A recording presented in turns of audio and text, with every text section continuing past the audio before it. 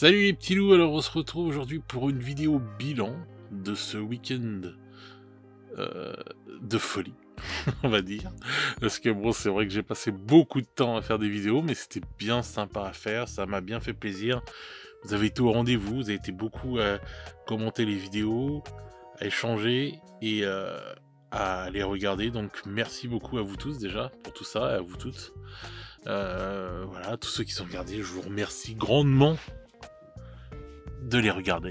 Ça me fait vraiment plaisir, au moins on n'a pas l'impression de faire ça pour rien. Et voilà, ma petite chaîne continue à grandir. J'en suis très heureux et je remercie aussi tous ceux qui continuent à s'abonner et qui se sont abonnés dernièrement. Tous ceux qui sont là depuis le début. Donc voilà, j'en profite pour faire un message de remerciement à tous ceux qui soutiennent cette chaîne, qui va grandir encore dans les mois qui viennent. Vous verrez la suite très bientôt. Bon, alors, donc on va faire un petit bilan de ce Warhammer Fest, mais avant, nouveau petit, comment dire, article sur Warhammer Community, bien sympa pour nous parler des Beastmen qui reviennent dans la dernière boîte de Kit Team qui sera en précommande là, ce samedi-là. Alors en ce moment, je vous fais plus trop de vidéos sur les prix parce qu'il n'y a plus grand chose, il n'y a pas grand chose qui sort, il y a très peu de trucs, donc bon. Je préfère le faire quand il y a beaucoup de sorties. Donc voilà. Elle sort samedi, donc ils en profitent pour nous faire un petit avant... Comment dire, un petit amuse-bouche et tout avec... Avec donc ces Beastmen, les Umbait. Donc là on va voir les grappes et tout, etc. Voilà. Et des figurines, je les trouve vraiment trop beaux quoi. C'est cette boîte, voilà. Je suis trop content de cette team là. Je suis vraiment hâte de la jouer. Bon, ça va être une team full corps à corps. Mais je pense qu'une fois qu'ils vont être au corps à corps, oulala, ça va déboîter sévère. Donc j'ai hâte de voir leur profil et de voir comment ils vont être. Mais ça me donne vraiment envie. Et l'autre aussi, l'autre team des Votad me donne bien envie. Donc ça va être bien sympa. J'adore ces photos-là. Elles sont magnifiques. Enfin donc voilà. Donc voilà, je voulais vous partager ça les amis. Maintenant on va revenir donc sur le bilan du Warhammer Fest. Alors, moi je veux dire que c'est un bilan pour moi entre guillemets mitigé. Il y a des choses qui m'ont extrêmement plu. Et il y a des choses que j'étais un peu déçu, on va dire. Et je vais revenir dessus, j'ai ouvert les pages et tout pour revenir sur ces choses-là. Alors, on va commencer, on a ouvert le bal avec bien sûr 40K. Et donc la présentation de la nouvelle boîte. Donc, bon, bah ça, j'étais content de voir cette nouvelle boîte arriver, avec bien sûr les nouvelles tyrannides qui sont magnifiques. Bon, les tyrannides qui ont changé de nom au passage, mais... enfin, les personnages, quoi. Mais voilà, quoi, une bien jolie boîte.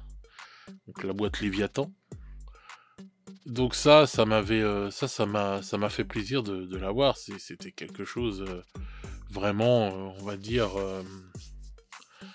pas que j'attendais quoi, c'est la V10 de 40K, donc c'est vrai que c'est très important. Mais en fait, je m'attendais un peu plus quand même, j'avoue, même si c'est déjà ça c'est bien. Mais je m'attendais un peu plus de révélations, peut-être. Enfin, peut-être sur le futur, je sais pas moi, de montrer une tyrannide. Bon, alors là, on voit les tyrannides de la boîte, mais je sais pas, une future tyrannide qu'on n'avait pas vue. Ou voilà, je sais pas, quelque chose en plus. Je m'attendais, ouais, peut-être à quelque chose en plus, mais je n'ai pas été trop déçu par 40K. Voilà, ça allait. Donc, après 40K, Horus Hérésie. Alors, Horus Hérésie, je m'attendais à rien. Et en fait, j'ai eu des révélations de fou et j'étais super heureux parce que c'est un jeu que j'affectionne énormément. Et là, bah, je m'attendais, je me suis dit, oh, ils vont encore nous faire juste une présentation d'un tank qui va arriver, machin, nan, nan, nan. En fin de compte, non. La roadmap est juste folle.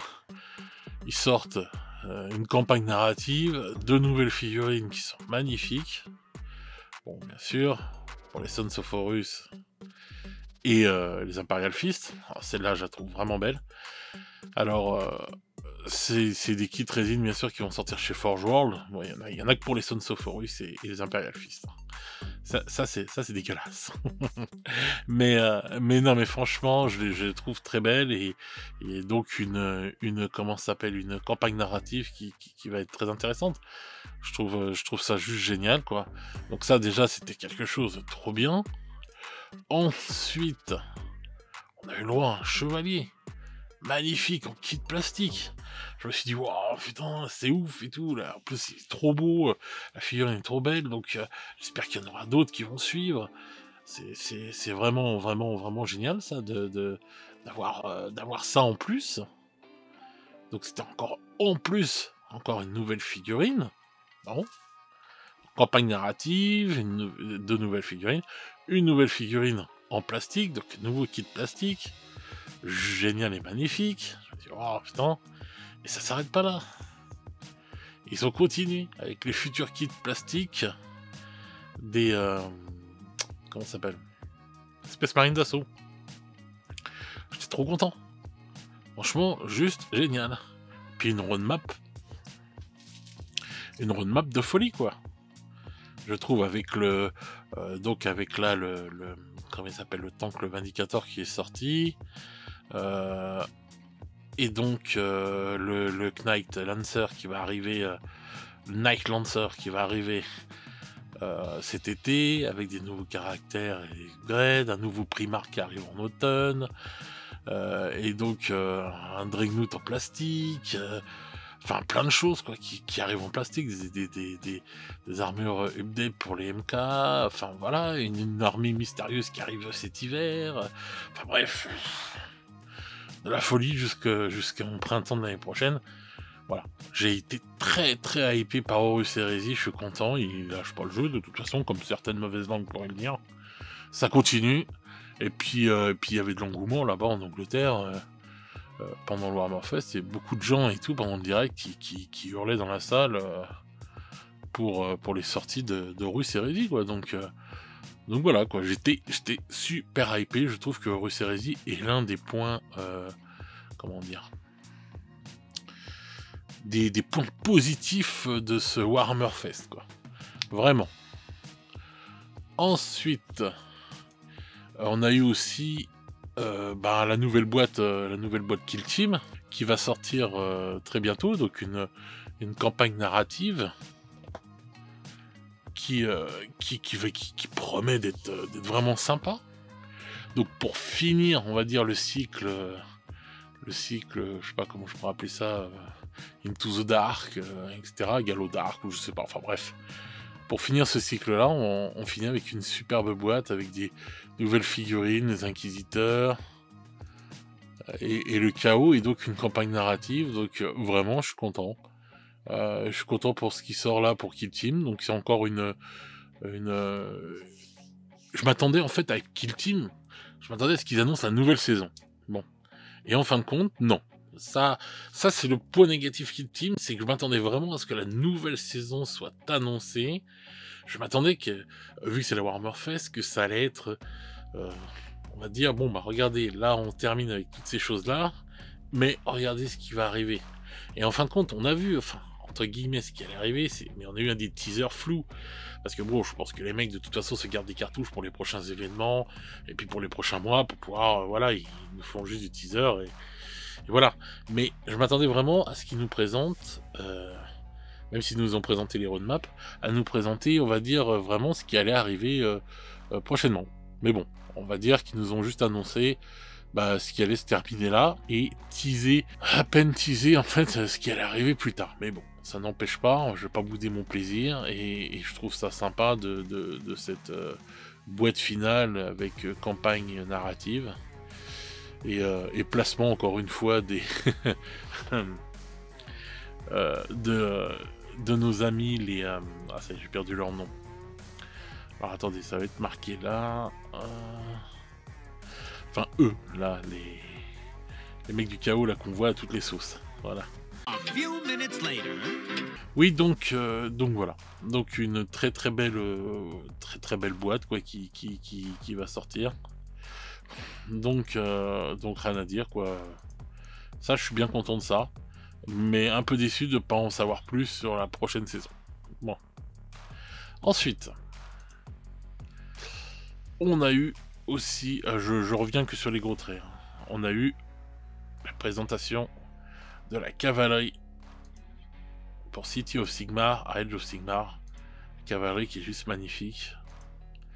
Ça, c'était une surprise. Ça fait plaisir. Je pensais qu'ils en feraient voir plus sur cette City of Sigmar, mais en fait, bon, bah, je pense qu'ils y vont encore une fois, à part petite dose. Pourquoi pas.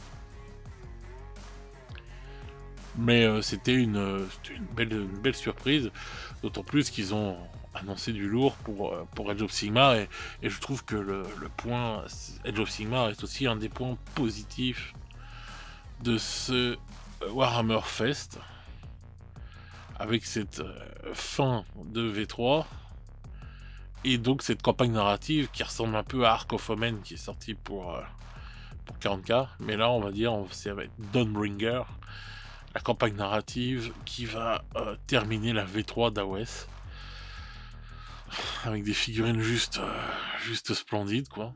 Et on n'a pas fini, il va y en avoir d'autres bien sûr. Quand on voit tout ça,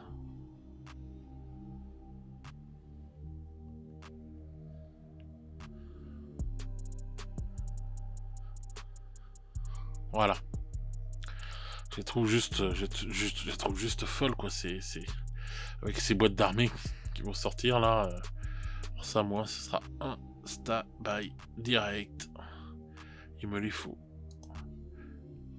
Je les trouve juste trop belles, quoi. Voilà. Je vais renvoyer ça. Plus sa campagne narrative. Ben voilà. On a eu le roadmap de tout ce qui allait sortir. Donc ça aussi, c'est génial, qu'on en a jusqu'à cet hiver.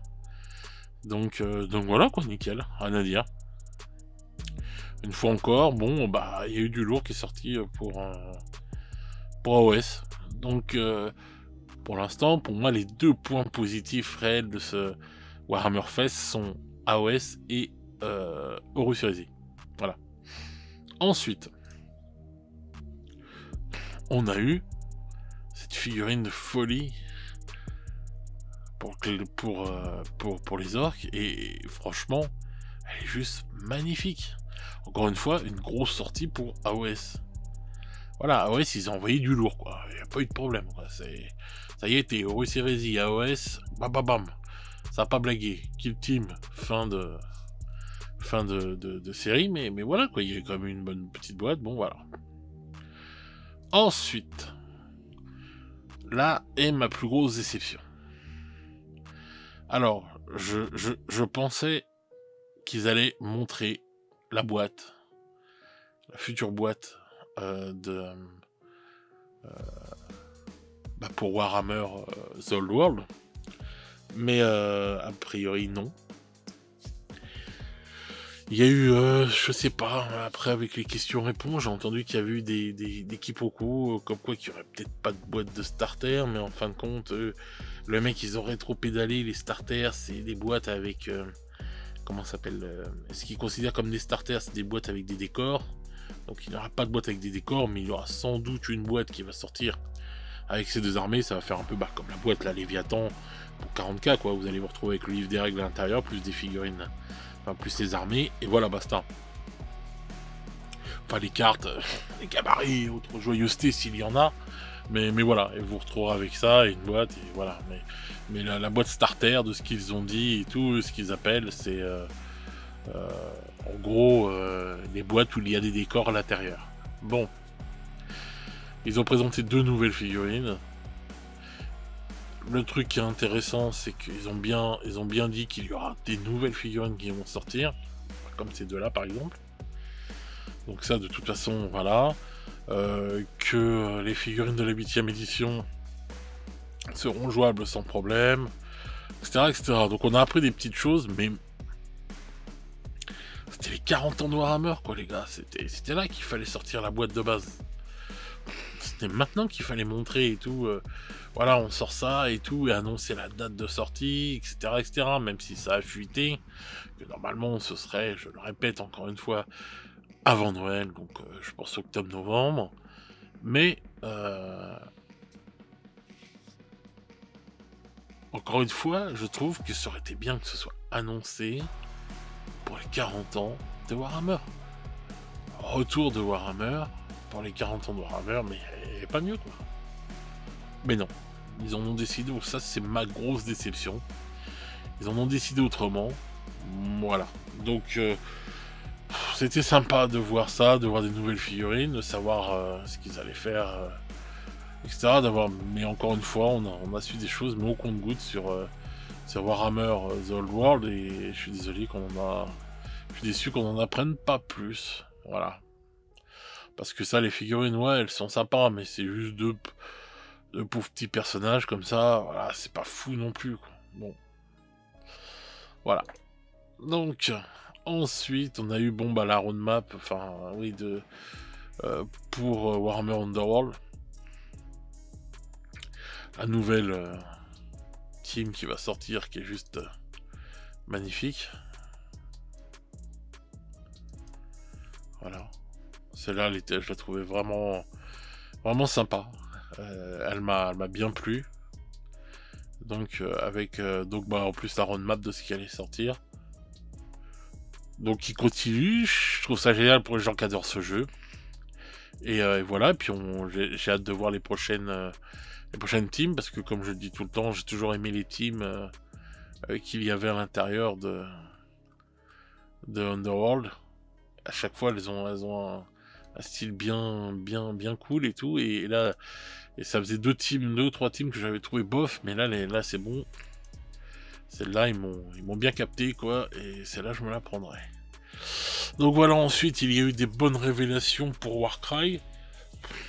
C'était bien sympa, encore de nouvelles bandes qui vont arriver, un nouveau décor que je trouve juste magnifique, comme d'habitude chez Warcry. Donc avec la roadmap et bon, bah, la nouvelle saison qui va commencer cet été. Donc ça c'était sympa, on va dire, Warcry et tout. Voilà. Warcry quoi, je m'attendais pas à un truc de fou, mais voilà. Le Seigneur des Anneaux, autant ne rien annoncer, ça aurait été peut-être même mieux. Enfin, parce que bon, la figurine diorama, je la trouve pas excessivement ouf. La peinture de cette figurine diorama, je la trouve pas ouf non plus.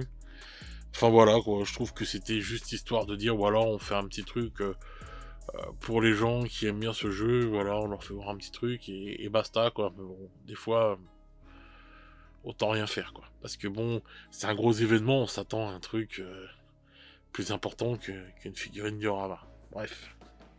Donc ça aussi, c'était entre guillemets une déception, on va dire, même si c'est pas un jeu auquel je joue, voilà.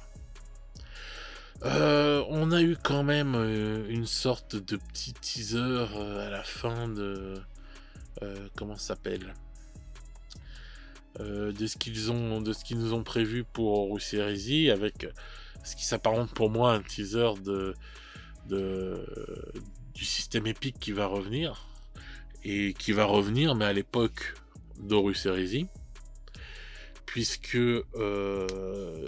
tout ce système va se mettre en place avec les jeux qui sont déjà sortis comme Aeronautica, etc. Et donc voilà quoi, donc ça, ce petit teaser là, voilà, je sais pas de quand est-ce que ça va sortir. Mais donc maintenant, le système épique, il va pas se passer à 40K comme c'était dans ma jeunesse, mais à 30K.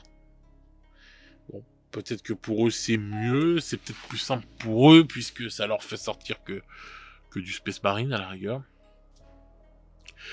Donc un petit teaser de ça qui continue, on va dire, à faire enfler les rumeurs sur cette boîte là depuis un bon moment, qui devrait sortir.